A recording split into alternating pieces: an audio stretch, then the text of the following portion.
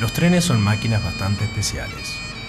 Cuando se encienden y comienzan a andar, llevan un paso cansado, como si les costara infinitamente ponerse en marcha.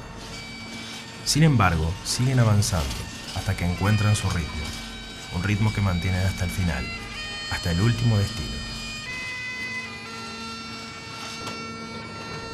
Los trenes tienen mucho que ver en este relato, y en especial con su primer protagonista, un inmigrante escocés que llegó a Uruguay a trabajar en las entonces inglesas vías de tren. Pero su historia, como todas las historias de inmigrantes, no empieza con un tren, sino con un barco.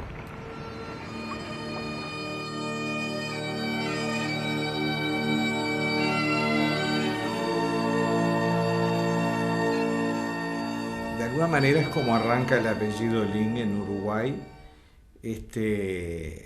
Thomas, del cual, sacándole la H, yo heredo su nombre, un escocés que en tiempos difíciles en Europa, incluso en el norte de Europa, encuentra una posibilidad de venir a Uruguay cuando las empresas inglesas empiezan a tener injerencia en el país, y en este caso una obra grande como era la construcción y puesta en marcha del servicio de ferrocarril.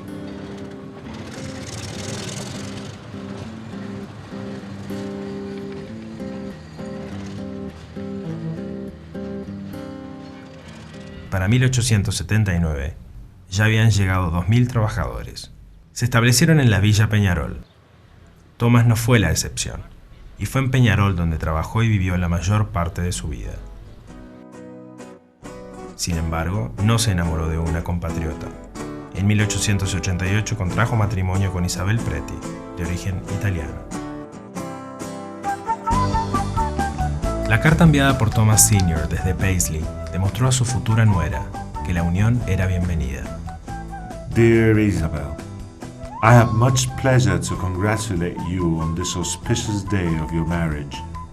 It is not a son lost, but a daughter gained. How I wish I could have been present at the ceremony, but we must wish for patience and hope to be spared, to have the pleasure of seeing you and Tom here sometime in the future. El 9 de abril de 1890 nace en Montevideo Rodrigo Lin, único hijo de Thomas e Isabel. Apenas 4 años después, y con solo 36 años de edad, Thomas Lin muere en territorio oriental.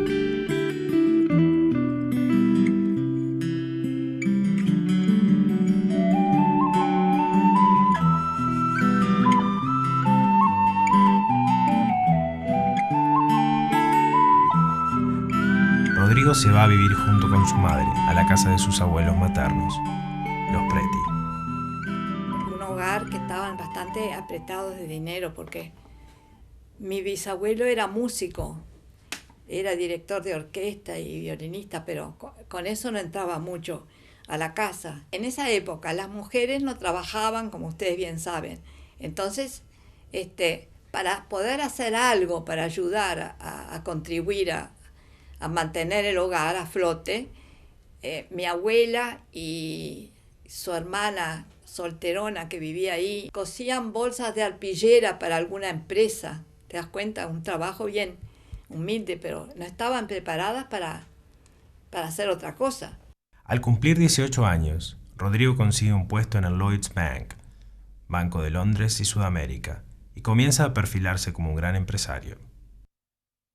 La empresa la fundó mi abuelo junto con un socio que también era anglo-uruguayo. Eran los dos jóvenes. Mi abuelo a los 21 años recibió una herencia de su abuelo, Thomas Lin. Eran 6.500 libras de aquel entonces. Hasta los 21 años no lo podía cobrar. Cuando tuvo 21 le enviaron el giro de Escocia de ese dinero. Se asoció con su amigo Bankier y formaron la empresa que abrió puertas el 2 de enero de 1913 en la Ciudad Vieja. La empresa no se llamaba Lin y Compañía al principio. Se llamaba Bankier Lin. Pero el socio se fue a la guerra y se murió, ¿no? Se murió de una enfermedad antes de poder ir al frente. Entonces, claro, papá después tuvo que cambiarle el nombre a la empresa. Es una empresa familiar. Las empresas familiares tienen determinadas normas, una ética de comercio que mi abuelo la tenía muy marcada en cuanto a la lealtad, en cuanto a los negocios. La palabra dicha era lo que realmente valía más que los contratos escritos. La relación con el personal. En una oportunidad llegué sin corbata y el señor Rodrigo Lin me observó y dice: señor Renta, dice usted, otro de los detalles importantísimos. Yo era un niño, porque era un muchachito joven, me decía señor, cosa que no se acostumbra hoy en día, ¿no? Era algo muy importante y uno se sentía más hombre, más gente, ¿no? Entonces, no trajo la corbata, me olvidé, no hay ningún problema. Él en su escritorio tenía una serie de corbatas y automáticamente elija la que usted guste y automáticamente me la ponía. Al terminar la jornada de labor, había que devolver, por supuesto, la corbata, ¿no? De alto, de pose erguida, tipo severo, parco como abuelo. Por lo que tengo entendido, parco en entre sus amigos y la gente con la que conectaba, de parco no tenía nada. Él era una persona con mucho sentido del humor y que le gustaba hacerle chistes a los amigos y cosas así.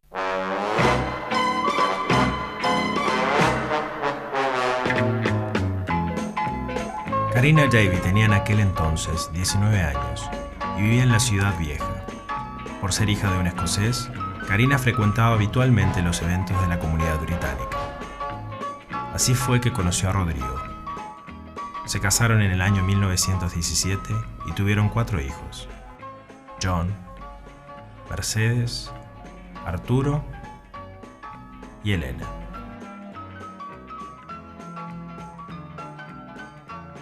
Discutían, a veces sí, como todos los matrimonios, supongo, ¿no? Si él llegaba un poco tarde del club, a mamá no le gustaba. Y nosotros todavía poníamos el dedo en la llaga, porque le decíamos late at night, tarde en la noche, y poníamos el dedo en la llaga, si seríamos pícaros, ¿no? Papá decidió que nosotros no íbamos a aprender inglés hasta que fuéramos al colegio, que primero quería que supiéramos bien nuestro propio idioma. Eso te da una pauta de que, a pesar de que él era tan pro inglés y todo lo demás, era muy criollo también. Un tío político de papá, el doctor Burnett, que era dentista, nos prestó una casa en Pocitos, que tenía una casa para veranear, como era bastante usual en esas épocas. Y entonces les gustó mucho Pocitos y empezaron a buscar casa en Pocitos y nos quedamos para siempre en Pocitos. Los recuerdos de las cosas que hacíamos en la Pido, algunas pillerías, que nos trepábamos por las paredes y correteábamos por las paredes. La de José Benito Lamas, sí. 2935. Esa sí me acuerdo bien cómo era. Tenía un jardín y al fondo del jardín tenía una construcción que papá la usaba para taller de carpintería. Tenía una habilidad muy particular para la carpintería bien terminada, digamos. Y con piezas de madera nos hizo unos rifles tipo Mauser, que bueno, venía toda la chiquitina del barrio a jugar con ellos, ¿no? Y una cosa que le gustaba hacer mucho era tallar en madera la rosa de los vientos, que marcan precisamente los 4 vientos.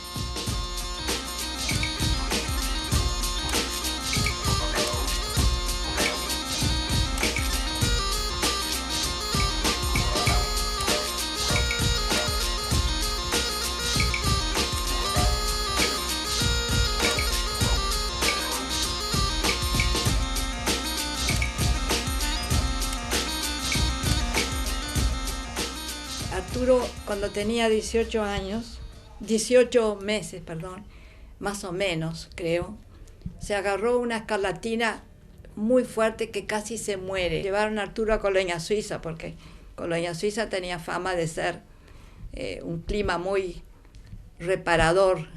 Y entonces ahí se enamoraron de Colonia Suiza y decidieron edificar la casa. Bueno, mi padre terminó, fue al British School, terminó una especie de secundaria que había en aquel entonces internacional, creo que a los 13 o 14 años.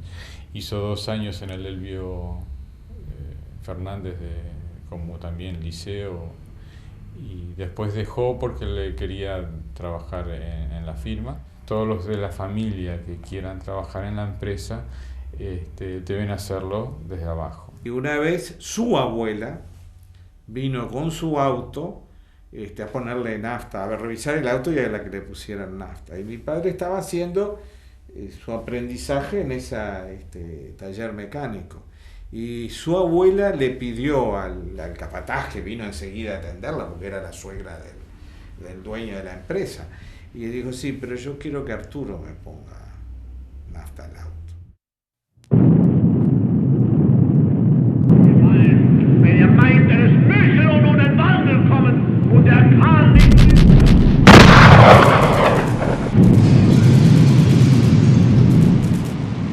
En Europa se peleaba la Segunda Guerra Mundial. Arturo comprendió que era su deber participar en ese combate. 63 años después de la llegada de Thomas, Arturo Lindes hacía el camino de su abuelo y regresaba a un país que no había conocido jamás para defenderlo. Cuando Arturo decidió ir a la guerra y se presentó donde tenía que presentarse, le ofrecieron nacionalidad británica porque él iba a pelear por ellos. Y Arturo dijo que no, que él quería ir como voluntario uruguayo. Rechazó la nacionalidad y el pasaporte británico y fue como voluntario uruguayo. La idea era atajar la guerra en Europa, que no viniera acá, porque acá en el Uruguay se sabía que la idea de los alemanes era entrar al Uruguay para entrar a América del Sur. No era solo ir y defender la patria de los ancestros, era ir y defender valores, era ir y defender una idea de democracia, era ir y defender una manera de cómo se convive en el mundo. Por lo tanto, eventualmente era ir y defender también el país en que vivíamos, en que vivía su familia y la familia que él un día construiría, ¿no? Cuando salían de acá, nunca sabían cuándo iba a salir, porque como no podía, era un secreto, no podían estar diciendo dentro de un mes viene un barco inglés, porque si no lo esperaban los submarinos alemanes para atacarlos. Entonces le dieron 24 horas, la embajada le avisó que se tenía que ir. Se tomó sin ningún histerismo, porque sabemos de otras familias que fue tal el histerismo, sobre todo de parte de la madre, que incluso el hijo dejó de ir. Él, antes de irse, sabiendo que quería ser piloto, repasó todo con un profesor, muchas matemáticas, porque para ser un buen piloto hay que tener buenas matemáticas. Y eligió al Mosquito y volar de noche. El tipo de avión que volaba de él no era bombardero, era caza, pero era cazas que escoltaban a los bombarderos, ¿no? O sea, los bombarderos iban a cumplir su misión de bombardear y las cazas lo que tenían que hacer era sacar la distracción, que eran otros aviones que venían a detener a los bombarderos. Lo que tenían que hacer es acercarse a la bomba, con el ala tocarla para desviarle que caiga al mar. Pero el avión se tenía que acercar a la bomba y tocarla. Me acuerdo una vez que alguien le dijo qué horrible como cuando derribaban un avión un piloto caía con el paracaídas y él mostraban en una película, ¿no? Y el avión alemán lo tocaba, lo mataba, ¿no? Al piloto que caía. Y Arturo decía que lo hacían, eran las órdenes que tenía, no quería decir que a él le tocó nunca hacerlo, pero si ese piloto llegaba a tierra era para subirse a otro avión y otra vez atacarlo a él. Se ha preservado una especie de bitácora, que era un cuaderno cuadriculado, diseñado por la misma Fuerza Aérea Británica, donde ellos tenían que en forma muy sucinta describir qué misión tenían día a día. Y es muy erizante ver, por ejemplo, cuando dibuja una bomba y un convoy de tren, que es lo único que no dicen más que eso. Y la misión era bombardear, tenían el dato de que iba un convoy de trenes llenos de armamentos alemanes de un lado a otro, y lo que tenían que hacer era que el tren no llegara a destino, ¿no? Es muy impresionante cuando en forma muy escueta dice fulano no volvió. Mientras tanto, los montevideanos se esforzaban por comprender los ecos difusos que llegaban de la guerra. El avance del nazismo generaba miedo y desconfianza. Por eso, a pesar de tener un representante en cielo de guerra, la Casa Lin fue, entre otras, objeto de acusación.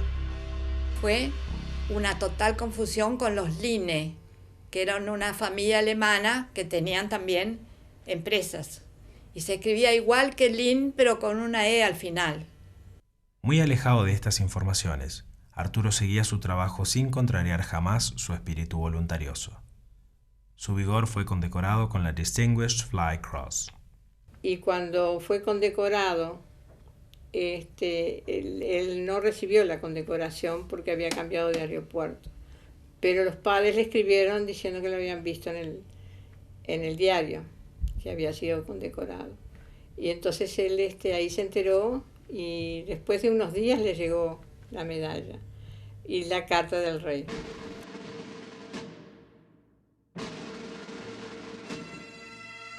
Que terminara la guerra fue un gran alivio, porque ahí ya sabíamos que ya no estaba más en peligro, ¿no? Fue un alivio enorme. Vivió esas 5 o 6 años de una de las guerras más impresionantes de la historia del siglo XX. Él estuvo en el medio de ese fragor, y cuando volvió le dijo: voy a ser comerciante, no aventurero, ¿no? Recuerdo perfectamente cuando llegó de la guerra, que había sido uno de los mejores aviadores que hubo en la guerra. Se iba a su casa, y cuando pasaba por la playa Buceo paraba su coche, se sacaba su traje y su corbata y se daba un baño todos los días, sea verano o sea invierno. Cuando él vuelve de la guerra ya empieza a asumir ya tareas de responsabilidad. En el año 46 empiezan a edificar el edificio en la calle Galicia y Río Branco, un edificio especialmente diseñado para un salón de autos, porque en aquel entonces teníamos la representación de los autos americanos Studebaker, o Studebaker, como se le conoce acá en Uruguay. Cuando vino de licencia, mi hermana estaba, que llegó Arturo, todo el mundo estaba que llegó Arturo Lin. Entonces cuando me dijo, mira, iba Arturo Lin, y mi primera reacción era, qué petizo. Y la primera vez que me lo presentaron, me dijo en inglés dónde había estado toda su vida. Yo le dije: a la vuelta de la esquina. En febrero fue cuando nos ennoviamos y decidimos casarnos en noviembre. Así que fue bien rápido. El 16 de noviembre de 1950 nace Tomás, primer hijo de Arturo y Rosemary. Luego vendrán Patricia, Roberto, Susana y Rodrigo. Era muy de jugar con ellos y de hacer juegos, especialmente de memoria. Era también estricto, o sea, la plata que nos daba nosotros teníamos que entregarle una liquidación con el cambio. Por ejemplo, siempre me acuerdo cuando volvíamos del liceo con el boletín, ¿no? Entonces papá lo tenía que firmar y se lo dábamos a él. Y él decía: déjamelo, que después lo voy a mirar y lo voy a analizar con cuidado. En realidad lo que hacía era preguntarle a mamá: ¿y esto qué quiere decir? Pero nunca contaba nada de la parte de la guerra. Él decía que era un desperdicio de tiempo, desperdicio de dinero y de vidas. Una sola vez recuerdo que se haya sentado con sus hijos una noche. Él estaba preparando un viaje de negocios que iba a ir a Francia y a Inglaterra. Y entonces tenía que un poco diseñar el itinerario. Y bueno, en aquella época no había internet ni Google ni nada, así que el único mapa de Inglaterra que tenía era uno que usaba cuando vivía ahí. Y lo sacó, lo puso arriba del comedor, Y ahí decidió, sobre el momento, llamar a los hijos y explicarles qué hizo, dónde estuvo estacionado mientras era la época de la guerra. Y él decía tantos años afuera, no quería viajar a ningún lado. Y yo siempre decía que yo quería salir o ir a algún lugar o algo, ¿no? Y una vez una amiga mía, yo le decía, ¿ves? Ella fue al médico, el médico le dijo que tenía que viajar, que hacer algo. Entonces me dijo, bueno, está, yo te voy a llevar. Y me llevó a Pando.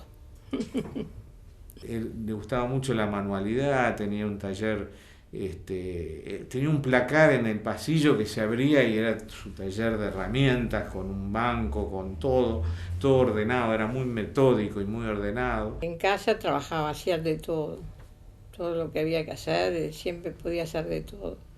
Y aparte era muy compañero y muy de la casa, muy de estar ahí. Su gran hobby, y a lo cual le dedicaba mayor tiempo y recursos, era su casa en Solís, ¿no? Fue su hobby, su forma de desestresarse, su forma de disfrutar.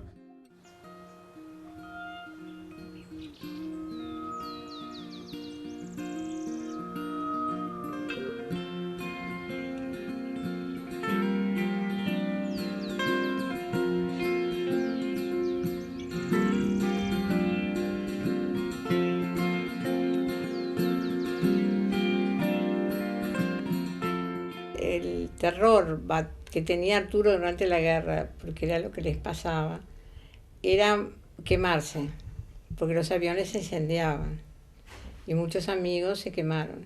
Y Arturo murió quemado, porque explotó una lata de querosén y lo quemó, le quemó toda la espalda y estuvo varios días mal. En la casa de Solís no teníamos luz, porque el que estaba a cargo de la UTE te cobraba 10 metros de cable cuando necesitabas 1 metro y cosas así. Y Arturo no se lo quería dar. Entonces compró esta heladera de querosén, pero estaba fuera cerca del cuarto de Rodrigo.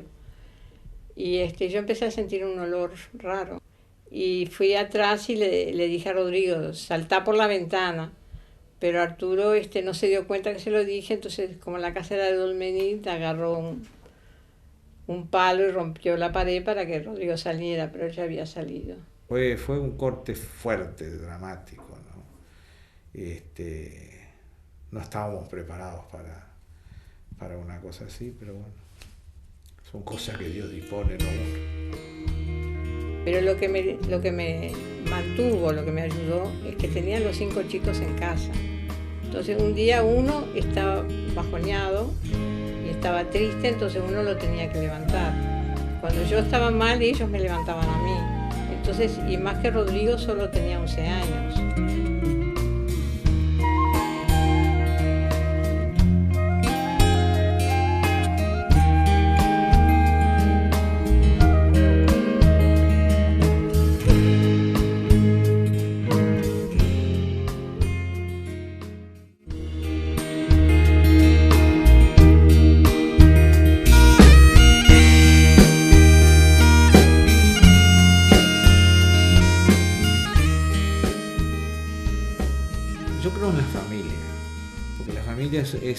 Es la historia, en una sociedad es la historia contada de adentro de donde vivimos. Y cada familia tiene, va forjando marcas y señales. Quizás, como decía aquel poeta Regules, cosas chicas para el mundo, pero grandes para mí, ¿no? Che, ¿cómo trabajaste, Red? Qué ricas cosas. Y hay sándwiches de jamón, de queso, de pollo, allá hay pan de nuez y cupcakes.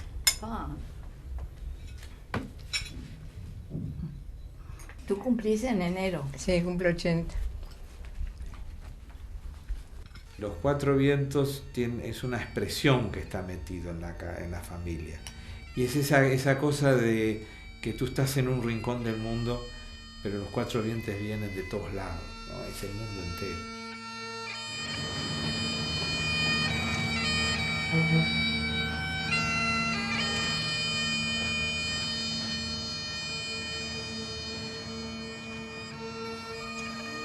El tren de esta historia aún sigue su viaje. Todos saben que hay combustible para rato y que tarde o temprano todos serán pasajeros. Se reirán juntos de la vida, se burlarán de los cuatro vientos.